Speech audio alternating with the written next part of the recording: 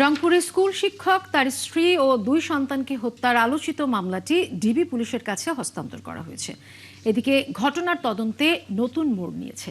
রংপুর মেডিকেলের ডোমের বক্তব্যে উঠে এসেছে চাঞ্চল্যকর তথ্য। তার দাবি, নিহত মা মেয়েকে ধর্ষণের আলামত পাওয়া গেছে। তবে ফরেনসিক কর্মকর্তা বলছেন আলামত সিআইডি ল্যাবে পাঠানো হয়েছে। প্রতিবেদন ছাড়া ধর্ষণের বিষয়টি নিশ্চিত করা যাবে না। যদিও শুরুতে পুলিশ দাবি করেছিল ইয়াবা সেবনে বাধা দেয়ায় এই হত্যাকাণ্ড। সহকর্মী মাহবুব সুমনের পাঠানো তথ্য ছবিতে প্রতিবেদন।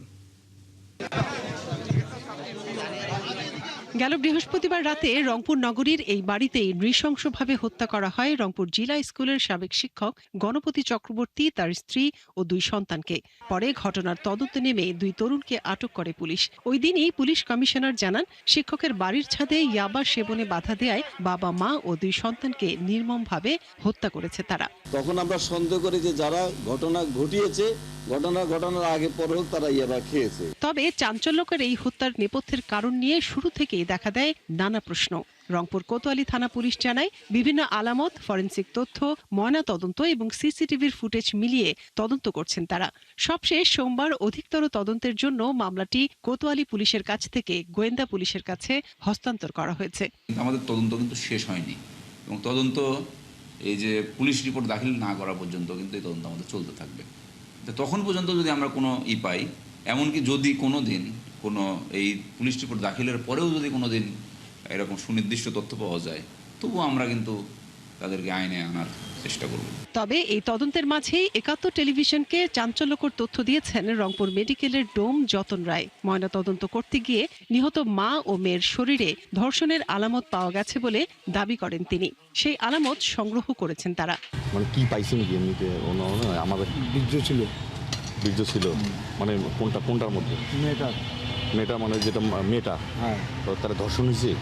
পুরো আল্লাহ বলা যাবে না যে কি হয়েছে কি না হয়েছে, কিন্তু 2টা মায়ের বেটির 2টা সোয়াব রাখা হয়েছে।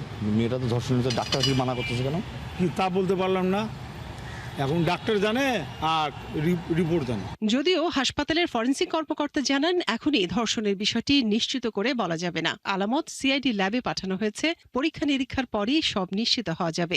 স্যার, আমরা যে মেয়েটি এবং তরুণী প্রীতিলতা, তাকে আমরা আমার ধর্ষণের কোনো আলামত আমি পেয়েছি কিনা? দেখেন, একটা বডিগুলো তো ডিকম্পোজ ছিল, আমরা ওইভাবে না বলে পরীক্ষা হয়ে আসুক, তারপর প্রাথমিকভাবে আপনি আমাদের কাছে যিনি করেছে, কিন্তু আমরা যারা ওনারাও ওটা বুঝতে পারেন না, আমাদেরও কাছে ডিটেলস মনে হয়েছে ওটা অস্পষ্ট, কারণ বডি একবার ফুলে গেলে সেটা যে কোনো কিছু আর্টিফ্যাক্ট বলে মনে হতে পারে। মর্মান্তিক এই মৃত্যু নিয়ে শুধু রংপুর নয়, দেশ জুড়েই তৈরি হয়েছে ক্ষোভ, চলছে প্রতিবাদ। হত্যার সঠিক কারণ খুঁজে বের করে সুষ্ঠু বিচারের দাবি জানিয়েছেন সবাই। মনিরা কাজুরি, 71।